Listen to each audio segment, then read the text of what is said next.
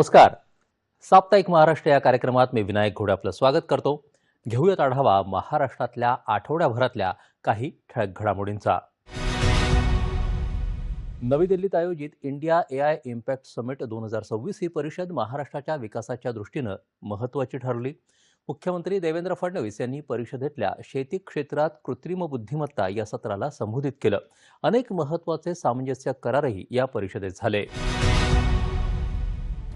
कृषी क्षेत्रात कृत्रिम बुद्धिमत्तेच्या सहाय्यानं अन्न सुरक्षितता, वातावरणातील बदलाला सामोरं जाण्याची क्षमता, महिला सक्षमीकरणासह सर्वांगीण समृद्धी आणण्यासाठी महाराष्ट्र शासन प्रयत्न करत असल्याचं मुख्यमंत्र्यांनी सांगितलं.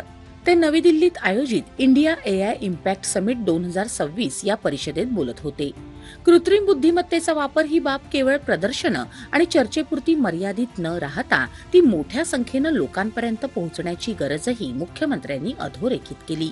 नव्या तंत्रज्ञानाच्या मदतीनं शेतकऱ्यांच्या जीवनात परिवर्तन घडवण्यासाठी भारत सरकार, जागतिक संशोधन संस्था, गुंतवणूकदार यांच्याशी महाराष्ट्र सरकार सहकार्य करण्यासाठी तयार असल्याचं मुख्यमंत्री म्हणाले. या परिषदेत मुख्यमंत्र्यांनी राज्यातल्या अंगणवाडी सेविकांसाठी शिक्षा साथी या AI आधारित साधनाची घोषणा केली.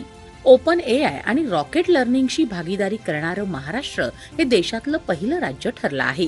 याचा लाखो अंगणवाडी सेविकांना लाभ होणार आहे. यासह माहिती तंत्रज्ञान विभाग आणि भारत जेन टेक्नॉलॉजी फाउंडेशन यांच्यात AI आणि प्रशासकीय यंत्रणांचं डिजिटायझेशन यासंदर्भात करार झाला.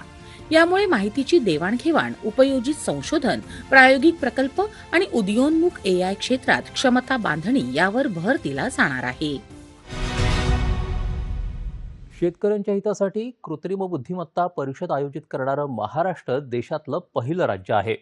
मुंबईत AI फॉर ॲग्री 2026 या परिषदेचं उद्घाटन मुख्यमंत्र्यांच्या हस्ते झालं. नव्या तंत्रज्ञानाच्या माध्यमातून शेतीचा सर्वसमावेशक विकास करण्यावर शासनाचा भर असल्याचं मुख्यमंत्र्यांनी सांगितलं. मुंबईत आयोजित कृषीविषयक जागतिक कृत्रिम बुद्धिमत्ता परिषदेत ते बोलत होते. शेतकऱ्यांनी डिजिटल सेवांचा आत्मविश्वासानं वापर केला पाहिजे. शेतकऱ्यांसाठी सुरू केलेल्या विविध डिजिटल ॲपमुळे शेतकरी त्यांच्या भाषेत शेतीविषयक प्रश्नांची तत्काळ उत्तरं मिळवू शकतात, असं मुख्यमंत्री म्हणाले. महा AI इनोव्हेशन सेंटरद्वारे विद्यापीठं, संशोधन संस्था आणि उद्योग यांना एकत्र आणून डिजिटल सक्षम परिसंस्थेद्वारे शेतकऱ्यांचं जीवनमान सुधारण्याचा राज्य शासनाचा प्रयत्न आहे, असं मुख्यमंत्र्यांनी सांगितलं. सर्वसमावेशक AI कृषी धोरण जाहीर करणारं महाराष्ट्र पहिलं राज्य ठरलं आहे, अशी माहिती मुख्यमंत्र्यांनी यावेळी दिली. शेतकऱ्यांसाठी महाविस्तार AI हा डिजिटल साथीदार विकसित करण्यात आला आहे. याच्या मदतीनं शेतीविषयक सल्ला, हवामान तसंच कीड व्यवस्थापनाविषयी माहिती, बाजारभावाचे संकेत आदींसह शासकीय योजनांपर्यंत सुलभ प्रवेशही मिळणार आहे. आतापर्यंत 30 लाख शेतकऱ्यांपर्यंत हे ॲप पोहोचलं असून नोंदणीमध्ये वाढ होत असल्याचं मुख्यमंत्र्यांनी अधोरेखित केलं. महाराष्ट्र केवळ AI वापरकर्ता न राहता जबाबदार आणि परिणामकारक कृत्रिम बुद्धिमत्ता वापरणारं अग्रगण्य राज्य बनेल, असा विश्वासही मुख्यमंत्र्यांनी व्यक्त केला. आता घेऊया धावता आढावा आणखी काही महत्त्वाच्या घडामोडींचा. इव्हॉल्व या ऑस्ट्रेलियन कंपनीनं राज्य शासनासोबत 300 कोटी रुपयांचे सामंजस्य करार केले आहेत. या करारांचं आदान प्रदान मुख्यमंत्र्यांच्या उपस्थितीत करण्यात आलं. या गुंतवणुकीतून सुमारे 1075 लोकांना रोजगार मिळणार आहे.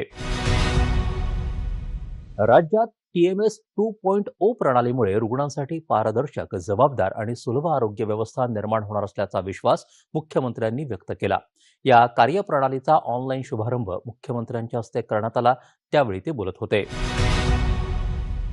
दिव्यांग व्यक्तींना शासकीय योजनांचा लाभ सहज आणि वेळेत मिळावा यासाठी दिव्यांग कल्याण विभागानं दिव्यांग सहाय्यक पोर्टल हे एकात्मिक ऑनलाईन पोर्टल आणि मोबाईल ॲप विकसित केलं आहे, अशी माहिती मुख्यमंत्र्यांनी दिली.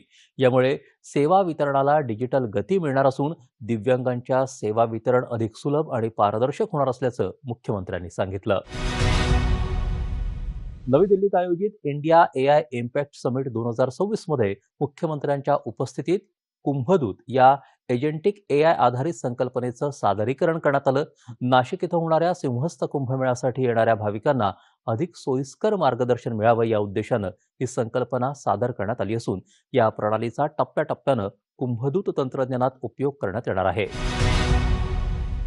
हा होता संक्षिप्त आढावा ठळक घडामोडींचा. पुन्हा भेटूया पुढच्या भागात. नमस्कार.